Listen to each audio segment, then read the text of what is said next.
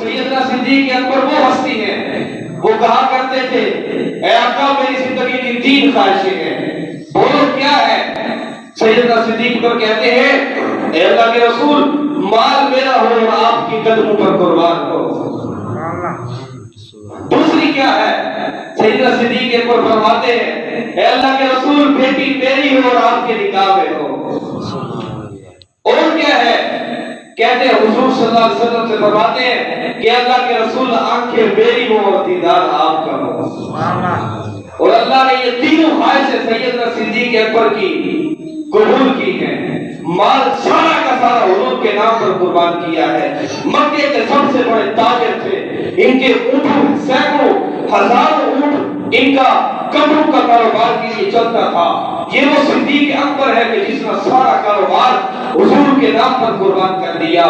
بیٹی تھی حضور کے نکاح میں آئی، غار سور کا واقعہ اٹھا کر دیکھو، حضور گود کے اندر ہے، سیدنا صدیق اکبر کی آنکھیں ہیں اور حضور کا سر سیدنا صدیق اکبر کی گود میں ہے، درمیان میں تیسرا کوئی نہیں ہے۔ وہ روشن چمکتے چہرے کو، وہ چاند سے زیادہ حسین چہرے کو، وہ اتنے خوبصورت چہرے کو کہ جس کے سامنے چاند بھی شرما جائے۔ میرے نبی مسکرائے تو جگمگا اٹھے زمانہ۔